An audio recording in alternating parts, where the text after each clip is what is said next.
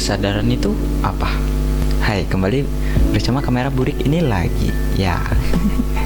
Ya sebenarnya banyak arti ya kalau kita ngomongin kesadaran gitu. Kalau dari sisi psikologi, kesadaran itu berarti kamu tahu apa yang kamu pikirkan, rasakan, dan lakukan saat ini gitu. Contoh, kamu sadar kamu lagi duduk gitu. Terus atau ya sadar lagi mikir, sadar lagi merasa sedih atau ya kayak gitu lah. Yaitu disebut awareness atau di momen sekarang tanpa autopilot ya gitu. Yang terus salah satu yang nggak sadar dalam tanda kutip itu bernapas. Misal coba kalian bernafas manual gitu kayak nah itu sadar lagi bernapas. Tapi kalau biasa aja ngomong kayak gini ya nggak sadar kan, bernapas autopilot gitu.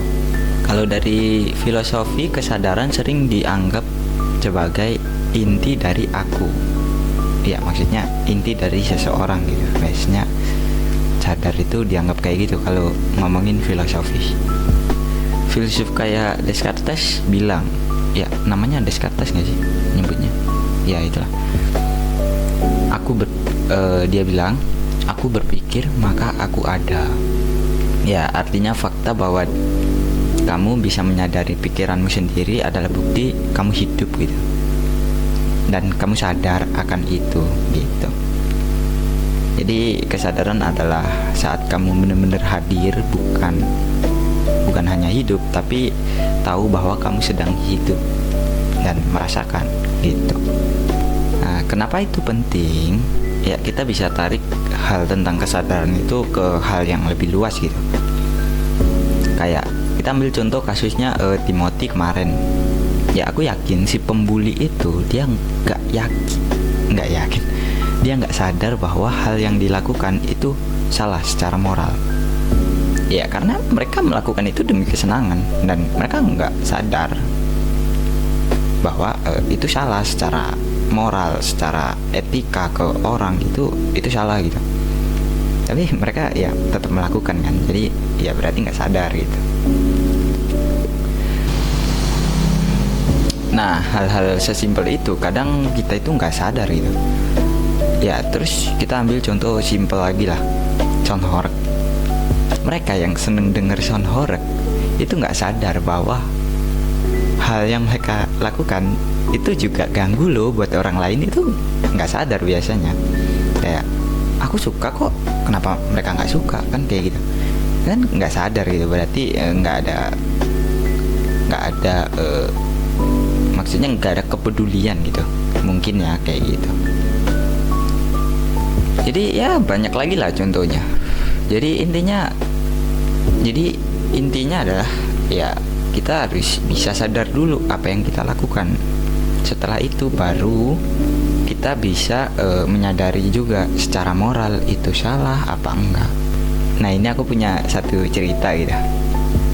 Aku waktu itu lagi nongkrong sama temenku kan, ada ODGJ. Ya kita nggak boleh nyebut gila guys. Jadi ada orang ODGJ gitu. Nah terus dia kan ke warung gitu kan. Nah kita waktu itu nongkrong di warung. Terus temanku bilang gini, minum gitu kan. Nah ODGJ-nya dia jawab apa? Dia kayak gitu. Jadi dia kayak bilang enggak, itu bukan punya aku gitu. Jadi kan ODGJ aja mampu sadar bahwa minum kalau bukan haknya itu salah. Keren kan?